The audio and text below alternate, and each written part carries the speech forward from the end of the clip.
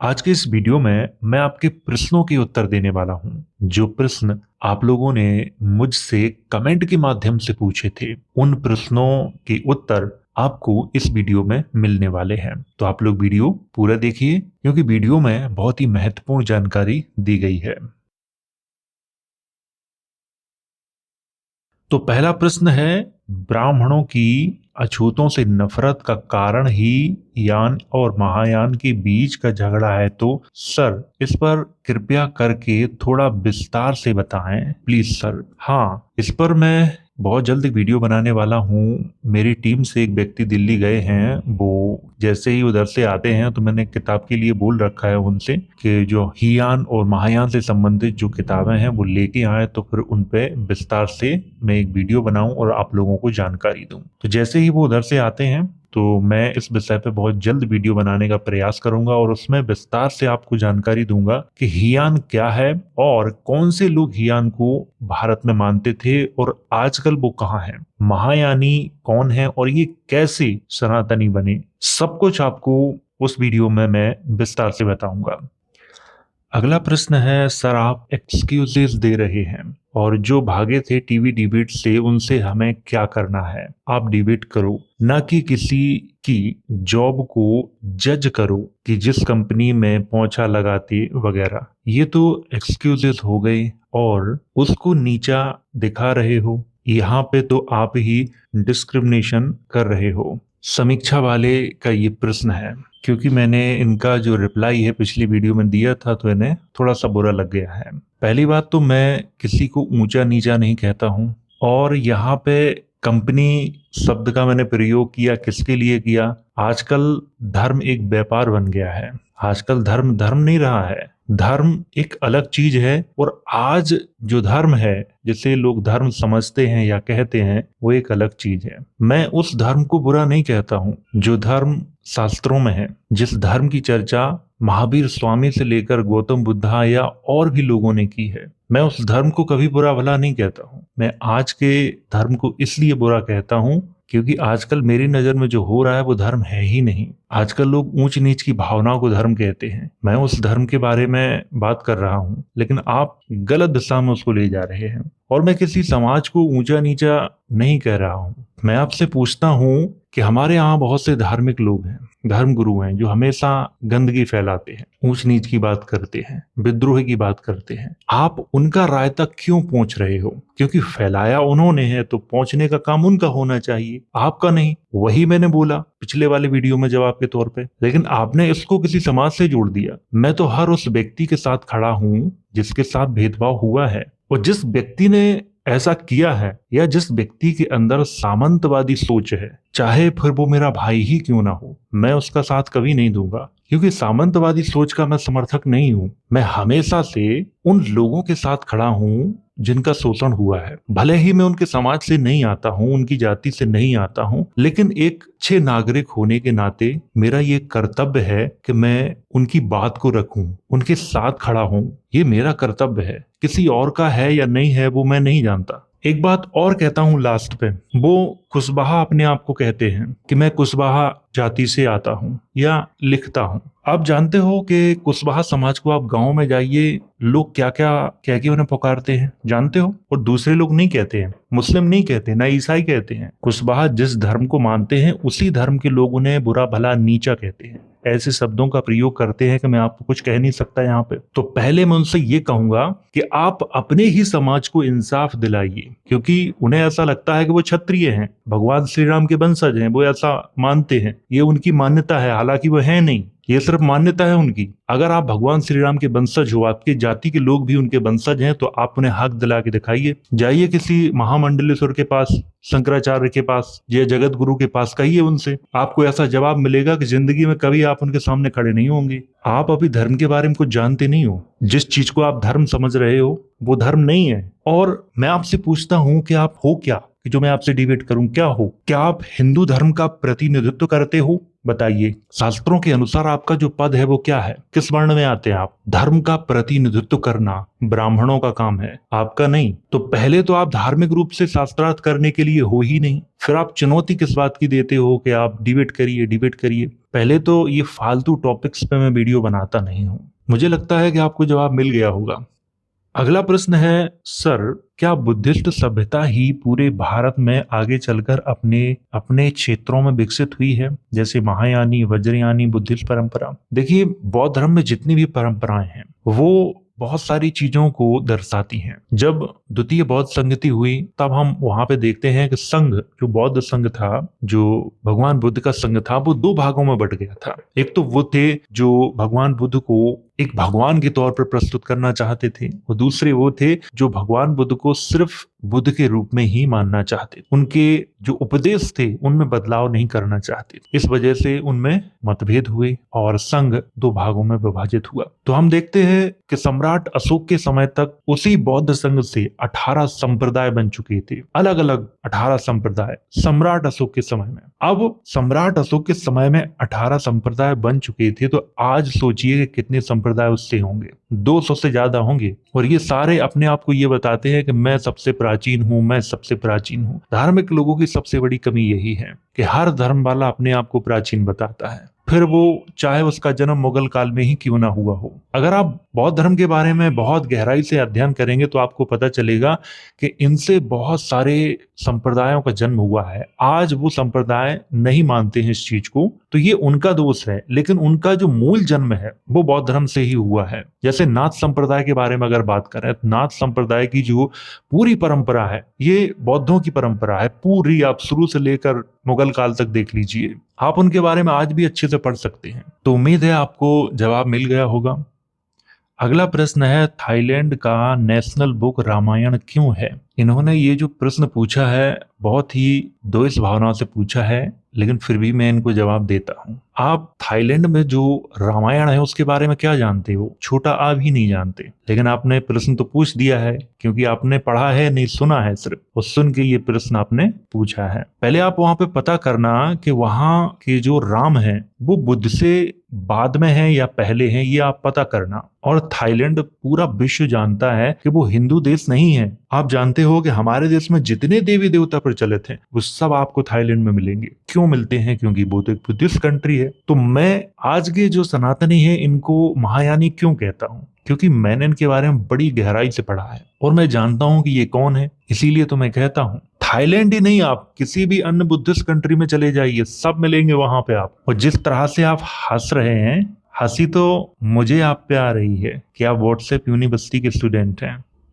अगला प्रश्न है, सर आज की जडेजा जाति ईस्ट गुजरात कहां से माइग्रेट करके आई है? क्योंकि मेरे पिता ने यह कहा है कि हम पहले सिंध और उससे पहले आज के सीरिया से आए हैं। क्या यह बात सच है? आपने तो खुद ही इस बात को स्वीकार किया है कि ये सच है, और हाँ ये सच है। दरअसल कुछ चीजें ऐसी हैं जिन पर मैं बात नहीं करना चाहता हूं क्योंकि समाज में फूट पड़ जाएगी, लोग एक दूसरे के विरुद्ध हो जाएंगे, इसलिए मैं कुछ चीजें नहीं बताता हूं। लेकिन ये बात सच है कि गुजरात, राजस्थान और मध्य प्रदेश में अधिकतर जातियां ऐसी हैं जो यवन, शक, हूण और कुषाणों की वंशज हैं। उत्तर प्रदेश में भी हैं, बिहार में भी हैं। आपको बंगाल की उस तरफ नहीं मिलेंगी। ये सबसे ज्यादा इनका जो प्रभाव है वो गुजरात में है, मध्य प्रदेश में है, राजस्थान में है, उत्तर प्रदेश में है, थोड़ा सा बिहार में भी है।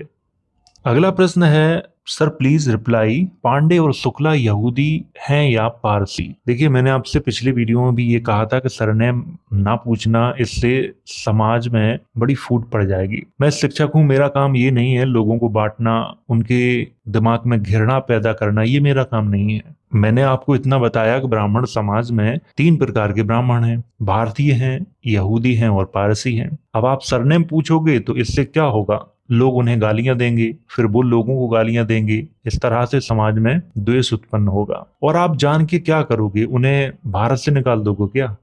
अगला प्रश्न है, सर आप मेरे प्रश्न का उत्तर क्यों नहीं दे रहे हो? मैं कोई गलत प्रश्न पूछ रहा हूँ। भगवान श्री कृष्ण से यादव का संबंध है या नहीं? हाँ, ये आपने बहुत अच्छी बात पूछी है। भगवान श्री कृष्ण से आज के यादवों का जो संबंध है या नहीं, इस बात का अगर आपको उत्तर जानना है तो आप महाभारत और जो गीता है उसको पढ़ें, आपको उत्तर खुद ब खुद मिल जाएगा। क्योंकि अगर मैं बताऊंगा तो यादव समाज के लोग कहेंगे आप गलत बता रहे हैं। इससे अच्छा तो मैं आपको ऑप्शन ही बताऊंगा कि आप यहां से पढ़ो, आपको वो चीज मिल जाएगी।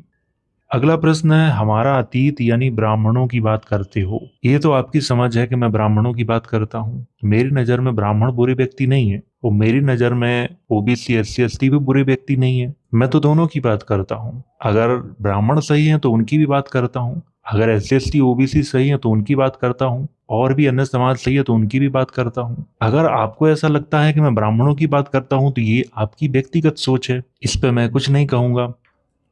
अगला प्रश्न है, सर क्या आप बता सकते हैं कि भारतीय, ये पता नहीं आपने क्या, ट्राइबल किस परंपरा को मानते थे? क्या सरमन थे या जिस? ये पता नहीं आपने क्या लिखा, मैं इसको समझ नहीं पा रहा हूँ। बताते हैं प्रकृति पूजक। अच्छा, समझ गया मैं। ये ट्राइबल्स के बारे में पूछ रहे हैं कि वो प्रकृति पूजक थे। श्रमण परंपरा कहें या समण परंपरा कहें, उसमें प्रकृति को ही महत्व दिया जाता है, और श्रमण परंपरा से जितने भी निकले हैं वो सब प्रकृति के पूजक ही थे, उसी को मानते थे। उसमें भगवान का अस्तित्व नहीं है, ईश्वर परमेश्वर का ये नहीं है अस्तित्व। और आज भी ट्राइबल्स को अगर आप देखेंगे तो वो लोग प्रकृति को ही मानते हैं, और ट्राइबल्स मूल रूप से प्रकृति के ही पूजक थे। अगला प्रश्न है, हूण का इतिहास बता सकते हो क्या? हाँ, बिल्कुल बता सकता हूँ। और हूणों पे जो स्क्रिप्ट है वो आधे से ज्यादा लिखी हुई भी रखी है, बस थोड़ी सी बाकी है। तो जैसे ही वो पूरी होती है बहुत जल्द हूणों पे भी वीडियो आएगा, उस पर हम बात करेंगे और आपको विस्तार से हूणों के बारे में जानकारी दी जाएगी। दरअसल बीच में कुछ टॉपिक आ जाते हैं तो उन्हें शामिल करना पड़ता है, इसलिए कई वीडियो लेट हो रहे हैं। इतना मैं आप लोगों से कह सकता हूं कि वीडियो हर टॉपिक पे आएगा। अगला प्रश्न तो बहुत ही लंबा चौड़ा है।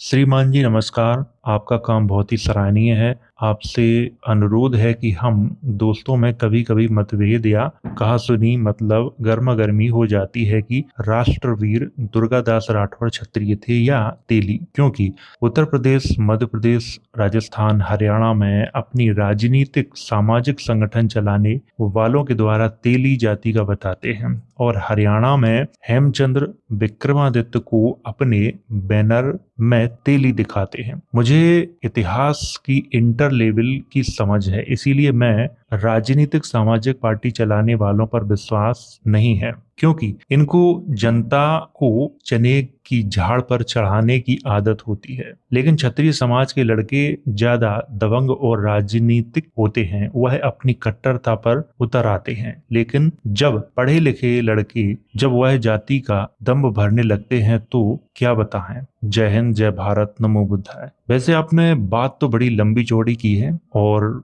बहुत ही सोचने समझने वाली की है। ये बात आपकी बिल्कुल सही है, मैं भी इसको स्वीकार करता हूँ कि क्षत्रिय समाज के जो नौजवान हैं उन्हें ऐसी बातें क्यों सिखाई जाती हैं, आप जानते हो? हमारे यहाँ पे कुछ लोग ऐसे हैं जो अपना काम स्वयं नहीं करते हैं, वो क्षत्रियों के कंधे पे बंदूक रख के चलाते हैं। और आप अगर भारतीय समाज को देखोगे ध्यान से तो क्षत्रिय समाज ही आपस में लड़ रहा है। अगर उसके पास पैसा आ गया तो वो क्षत्रिय है, अगर उसके पास पैसा नहीं रहा तो वो दलित है, ओबीसी है, शूद्र है। वो जितनी भी आज जातियां हैं, दलितों में हो वो चाहे ओबीसी में हो, इनके पूर्वज राजा महाराजा रहे हैं बड़े बड़े। आज इनके पास संसाधन नहीं है, आर्थिक रूप से कमजोर हैं, आज ये शूद्र हैं, इन पे अत्याचार कर रहे हैं लोग। और ये हम देखते हैं कि क्षत्रियों में बहुत बड़ी कमी है। ये इसको क्षत्रिय समाज समझ नहीं पा रहा है कि हम आखिरकार जिन पे अत्याचार कर रहे हैं उनका एक बार इतिहास तो जान लें कि हम किस पे अत्याचार कर रहे हैं और हमसे ये सब कौन करवा रहा है और क्यों करवा रहा है।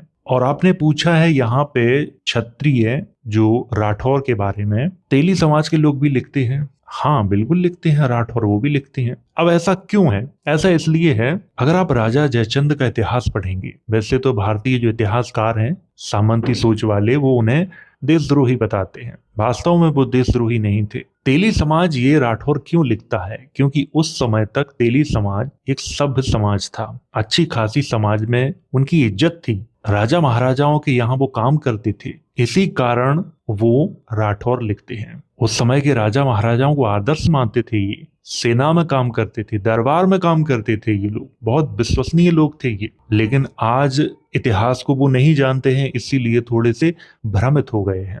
और इतिहासकार भी आजकल उन्हें भ्रमित करने पर लगे हुए हैं, क्योंकि इतिहासकारों को मोटी रकम मिलती है भ्रम फैलाने के लिए। मैं आपसे बस इतना ही कहूंगा कि अपने समाज को एक करने का प्रयास करिए, उन्हें समझाइए, इसी में भलाई है। लड़ाई झगड़े का जमाना गया, अब राजा महाराजाओं का जमाना नहीं है, इसको समझने का प्रयास करो। और जिन्हें हम नीचा समझते हैं, अछूत समझते हैं, एक बार उनका भी इतिहास पढ़ो। वो भी हमारी तरह प्राचीन समय में राजा महाराजा थे। आज उनके पास संसाधन नहीं है, इसीलिए उन्हें हम नीच, अछूत, शूद्र कह के पुकारते हैं। अगला प्रश्न है, सर निराकार ईश्वर या ईश्वर की अवधारणा किस परंपरा से आई है या किस परंपरा में सबसे ज्यादा उल्लेख मिलता है? देखिए, भारत की सबसे जो प्राचीन परंपरा है वो श्रमण परंपरा है या श्रमण परंपरा है। उसमें हमें ईश्वर की जगह प्रकृति की पूजा का बहुत ज्यादा उल्लेख मिलता है, लेकिन वहां पर भगवान, ईश्वर, परमेश्वर, इनका महत्व हमें देखने को नहीं मिलता है। लेकिन यही ईश्वर परमेश्वर का जो महत्व है हमें इधर ज्यादा देखने को मिलता है, पश्चिम में। पश्चिम से जितनी भी मान्यताएं हमारे यहाँ पे आई हैं उनमें ये सब चलता था, और आजकल लोग उन्हीं को फॉलो कर रहे हैं। इसी कारण से ये भगवान, ईश्वर, परमेश्वर ये सब आए हैं। अगला प्रश्न है, सर वर्तमान में कोलीय कौन है जो पहले कोलीय गणराज्य में रहते थे? हिंदू धर्म के हिसाब से तो शूद्र हैं, अछूत हैं, नीच हैं, लेकिन बौद्ध धर्म के हिसाब से ये क्षत्रिय हैं। अब आप समझ गए होंगे, और अगर नहीं समझ पाए हो तो इंतजार करिए थोड़े दिन, इस विषय पे विस्तार से वीडियो बनाएंगे, तब आपको बताएंगे और प्रूफ भी दिखाएंगे कि देखिए ये हैं। अगला प्रश्न है, सर मुझे भी हिस्ट्री को डीपली स्टडी करना है आपकी जैसा, मुझे बुद्धिस्ट हिस्ट्री से रिलेटेड बुक्स बताओ, मुझे बुद्धिज्म पे रिसर्च करना है। जैन लोग और हिंदू लोग कहते हैं कि बुद्धा महावीर की कॉपी है, इस टॉपिक पे वीडियो बनाओ। और चंद्रगुप्त मौर्य और बिंदुसार मौर्य कौन से रिलीजन को फॉलो करते थे? इसमें तो आपके कई प्रश्न हैं। अगर आप बुद्धिज्म पे रिसर्च करना चाहते हो तो ये बहुत ही टेढ़ा काम है, इतना टेढ़ा है कि कुछ कहा नहीं जा सकता, बहुत पैसा खर्च होता है। अभी हम लोग तिब्बतियन के जो कुछ ग्रंथ थे उनके बारे में जानकारी कर रहे थे, और इस पे बहुत हम लोगों का पैसा खर्च हो गया है, बहुत पर्सनल हम लोगों का पैसा खर्च हुआ है इस पे, क्योंकि ट्रांसलेटर की बड़ी आवश्यकता होती है इसमें। हम लोगों ने तिब्बतियन सीखने का प्रयास किया, लेकिन वो बहुत कठिन है, लेकिन हम लोग फिर भी प्रयास कर रहे हैं। ऐसा नहीं है कि हम लोगों का जो प्रयास है वो बंद हो गया है, कर रहे हैं। लेकिन जो लोग ट्रांसलेशन करते हैं, समझाते हैं, बताते हैं, वो लोग पैसा बहुत लेते हैं। आप अगर स्टूडेंट हो तो ये काम आपके लिए आसान नहीं है, और आप अगर खुद पैसे कमाते हो, आप जॉब करते हो, तो थोड़ा सा ये आपके लिए आसान हो सकता है। आपको अगर बुद्धिज्म पे रिसर्च करनी है तो सबसे पहले आप त्रिपिटक को पढ़ो। त्रिपिटक को जब आप पढ़ोगे तब वहां से आपको थोड़ी सी जानकारी मिलेगी, ज्यादा नहीं, थोड़ी सी। वहां से आप बौद्ध धर्म के बारे में समझ नहीं पाएंगे, फिर आपको अन्य जो बुकें हैं वो पढ़नी पड़ेंगी आपको, तब आपको वहां से थोड़ा थोड़ा समझ में आएगा। इसके बाद आप जाना जो तिब्बतियन जो किताबें हैं उनको पढ़ना, वहां से आपको बौद्ध धर्म के बारे में बड़ी ही अच्छी जानकारी मिलेगी। बौद्ध धर्म के बारे में मिलेगी, आपको हिंदू धर्म के बारे में और भी अच्छी जानकारी मिलेगी, आपको भारत के बारे में अच्छी जानकारी मिलेगी। और भारत में कई राजा हैं जिनका इतिहास भारतीय इतिहासकार छुपा लेते हैं, उनके बारे में आपको और भी अच्छी जानकारी मिलेगी। आगे आपने पूछा है कि जैन लोग और हिंदू लोग कहते हैं बुद्धा महावीर की कॉपी है, तो उनसे ये पूछना कि सबसे पहले भारत में किसकी मूर्तियां बनी हैं? बुद्धा की। ये तो भारतीय इतिहास कहता है, तो कौन किसकी कॉपी है वो सब जानते हैं। और ये बात केवल वो लोग कहते हैं जिन्होंने धर्म को व्यापार बनाया है, वो लोग कहते हैं, क्योंकि उनका व्यापार थोड़ा फीका पड़ रहा है इसीलिए। वरना मेरी नजर में तो भगवान बुद्ध, भगवान महावीर महान व्यक्ति हैं। उन्हें ऊंचा नीचा बताने की कोई आवश्यकता नहीं है और उन्हें एक दूसरे की कॉपी बताने की भी कोई आवश्यकता नहीं है। लेकिन आजकल क्या है कि धर्म का धंधा थोड़ा धीमा होने लगा है, इनको टेंशन बढ़ गई है, इसीलिए वो ऐसा प्रचार कर रहे हैं। तो आप उस पर चिंता मत करो। आगे आपने पूछा है चंद्रगुप्त मौर्य और बिंदुसार कौन से रिलीजन को फॉलो करते, तो ये आजीवक परंपरा के अनुयायी थे। चंद्रगुप्त मौर्य और बिंदुसार आजीवक को ही मानते थे। अशोक भी मानते थे, लेकिन अशोक बुद्ध को ज्यादा मानते थे। अशोक ने आजीवकों के लिए भी बहुत कुछ काम किया, लेकिन पहली जो उनकी चॉइस थी वो बुद्ध थे।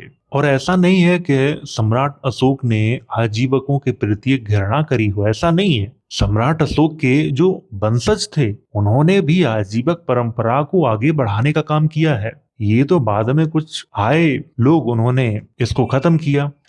अगला प्रश्न है, सर आप बुद्धिस्ट की तरह व्यवहार करते हैं। ये आपने अच्छा कहा है कि मैं बुद्धिस्ट की तरह व्यवहार करता हूँ, क्योंकि आप धार्मिक व्यक्ति हैं, इसीलिए आपको ऐसा लगेगा। आपके धंधे पे चोट पहुंच रही है, मैं इतिहास की सच्चाई बता रहा हूं, इसलिए आपका जो साम्राज्य है वो खतरे में है। और अगर मैं आपसे ये कहूं कि मुझसे ज्यादा बुद्धिस्ट आप हैं, तो आप क्या कहेंगे? वो सही मायने में मुझसे ज्यादा बुद्धिस्ट तो आप लोग हैं, क्योंकि आप लोग तो बुद्ध की पूजा करते हो, वंदना करते हो, और एक दो दिन नहीं, सुबह शाम डेली करते हो, जयकारे भी लगाते हो। मैं तो ये सब भी नहीं करता हूँ, फिर भी मेरे ऊपर लोग ये कहते हैं मैं बुद्धिस्ट हूँ। मैंने अपने किसी भी वीडियो में ये नहीं कहा कि मैं बुद्धिस्ट हूँ। बस हाँ, मैं ये कह देता हूँ कि ये सब बुद्ध की परंपरा से ही आया है, तो लोगों को बुरा लग जाता है। इसलिए लग जाता है कि फिर उनका जो श्रेष्ठता का भाव है वो खत्म हो जाएगा। इसको वो बरकरार रखना चाहते हैं, इसीलिए वो ऐसा कहते हैं। मैं तो किसी के भी प्रति ऊंच नीच की भावना नहीं रखता हूँ, तो जो सच है मैं वो कह देता हूँ, तो कुछ धार्मिक लोगों को बुरा लग जाता है। अगला प्रश्न है, बुद्ध विश्वविद्यालयों में पंच विद्या में एक विद्या शिल्प कला भी है। तो भारत में जितने प्राचीन मंदिर हैं, मठ हैं, विहार हैं तथा महाविहार हैं, वो सब बुद्ध शिल्प कला के हैं। Even Jain mandirs were made after Buddha mandirs, because Buddha की मूर्ति सबसे पहले बनाई गई प्राचीन भारत में, महावीर की बाद में बनाई गई है। हाँ, ये बात बिल्कुल सही है। शिल्प कला की अगर बात करें तो ये बौद्धों की है, चाहे वो आप गांधार कला के बारे में पढ़ लो, आप मथुरा कला के बारे में पढ़ लो। और ये भी बात सही है कि सबसे पहले भारत में बुद्धा की मूर्ति ही बनाई गई है, बाद में ये जैनों की मूर्तियां बनी हैं, बाद में हिंदुओं की मूर्तियां बनी हैं। और अगर आपको बहुत ही विस्तार में जानना है धर्म के बारे में, तो आपको गांधार कला पढ़नी चाहिए। गांधार कला में ऐसे ऐसे आपको तथ्य मिलेंगे जिन्हें देख के आप चकित हो जाएंगे। वहां से आपको ये भी समझ में आ जाएगा कि कौन सा धर्म पुराना है और कौन सा धर्म नया है, कौन सा जो देवता है वो श्रेष्ठ है और कौन सा देवता श्रेष्ठ नहीं है, ये भी आपको समझ में आ जाएगा। लेकिन आजकल जो हम देख रहे हैं वो पूरा उल्टा देख रहे हैं, लोगों के मन में वही बसा हुआ है। और जितने भी विश्वविद्यालय हैं, बड़े से बड़े विश्वविद्यालय हमारे देश में रहे हैं, सब वो बौद्धों की ही हैं, किसी और की नहीं है। हालांकि आजकल दावा तो बहुत से लोग कर देते हैं ये हमारा है वो हमारा है, लेकिन है नहीं उनका। चाहे तक्षशिला हो, चाहे नालंदा हो, विक्रमशिला हो, सोमपुरी हो या वल्लभी विश्वविद्यालय हो, सब बौद्धों के हैं। और भी हैं, बहुत सारे हैं। और अगर आप ज्यादा विस्तार में जाओगे तो मथुरा के पास लगभग 52 उनके विश्वविद्यालय थे, छोटे छोटे। मथुरा के आसपास की बात कर रहा हूं मैं। अगला प्रश्न है, मृत्यु के बाद का सत्य किसी भी धर्म या व्यक्ति को नहीं मालूम, सभी सिर्फ कल्पना कर सकते हैं। ये बात बिल्कुल परम सत्य आपने कही है। जितने भी धर्म हैं, मैं सभी धर्मों को ले रहा हूं, मृत्यु के बाद क्या होता है सबने कल्पना ही की है। आप किसी गुरु से पूछो मृत्यु के बाद क्या है, तो वो एक कहानी पकड़ा देता है झुनझुना के रूप में कि आप इसको बजाइए। पता उसको भी नहीं है कि मृत्यु के बाद क्या है, लेकिन झुनझुना पकड़ाना जरूरी है, तभी तो लोग उसको फॉलो करेंगे। और सारे धर्म वाले यही कर देते हैं, आम जनता को झुनझुना पकड़ा देते हैं कि ये लो बजाओ। वो जनता बजाती है, उसको मजा भी आता है बजाने में, कि मृत्यु के बाद ये होता है, वहां स्वर्ग मिलता है, वहां हूरें मिलती हैं, ऐसी कल्पनाएं करते हैं लोग। मृत्यु के बाद क्या है कोई नहीं जानता, ये हम कहाँ जाते हैं, हमारे साथ क्या होता है। लेकिन अगर यही बात आप धार्मिक लोगों से पूछो तो वो कहेंगे अगर आपने ये किया तो फिर आपको गरम खौलती हुई जो कढ़ाई है उसमें तला जाएगा, आपके पकोड़े बनाए जाएंगे, फिर राक्षस लोग उनको एक एक पैक मारते हुए खाएंगे। ऐसी कहानियां सुनाएंगे कि आपके अंदर डर भर जाएगा। और ये हर धर्म वाले करते हैं ताकि उनका जो बिजनेस है वो फीका ना पड़े।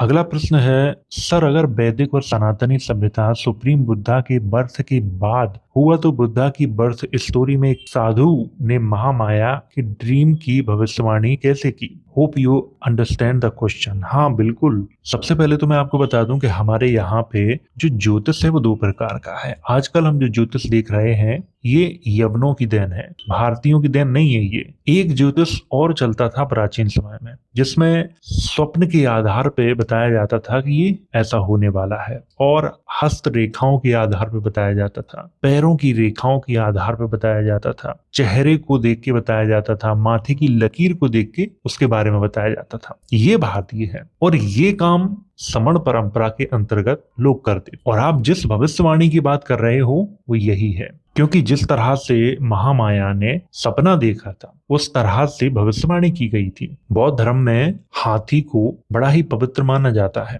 शुभ माना जाता है, कमल को शुभ माना जाता है। तो पहले आप बौद्ध धर्म के बारे में जानकारी हासिल करो, आपको उत्तर खुद मिल जाएंगे। अगला प्रश्न है, इसमें स्वर्ग की चर्चा क्यों की गई है? प्लीज रिप्लाई सर, और एनीवन कैन रिप्लाई मी। मैं ही दे देता हूं आपको रिप्लाई। सम्राट अशोक के एक शिलालेख को मैंने पढ़ाया था तो उसमें स्वर्ग की चर्चा की गई है। आपने कभी बौद्ध ग्रंथों को पढ़ा है? उसमें भी स्वर्ग की चर्चा की गई है। भविष्य में एक बुद्ध जन्म लेंगे जिनका नाम है मैत्रेय। तो मैत्रेय अभी कहाँ है? तो सीता नाम के एक स्वर्ग में है। कहाँ है? तो सीता नाम के एक स्वर्ग में है। तो स्वर्ग और नर्क की जो चर्चा है वो बौद्ध धर्म में भी की गई है। पहले आप बौद्ध धर्म को पढ़ो तभी आपको तो पता चलेगा। आपने बौद्ध धर्म के किसी ग्रंथ को पढ़ा तो छोड़ो, देखा भी नहीं होगा तो आपको कैसे पता? इसीलिए तो आपने ये प्रश्न पूछा है। और सम्राट अशोक के शिलालेखों में बहुत से शब्द ऐसे हैं जिन्हें सुन के आप बड़े अचंभे में पड़ जाओगे। अभी मैं और भी उनके जो शिलालेख हैं उनका अनुवाद करके आपको पढ़ाऊंगा, तब आपको समझ में आएगा। तो ये तो थे आप लोगों के प्रश्न। अगर आपका भी कोई प्रश्न है तो कमेंट के माध्यम से आप मुझसे पूछ सकते हो। मैं वीडियो के माध्यम से उसका उत्तर देने का प्रयास अवश्य करूंगा। तो वीडियो अगर अच्छा लगा हो तो इसे लाइक करें, शेयर करें। वीडियो देखने के लिए धन्यवाद।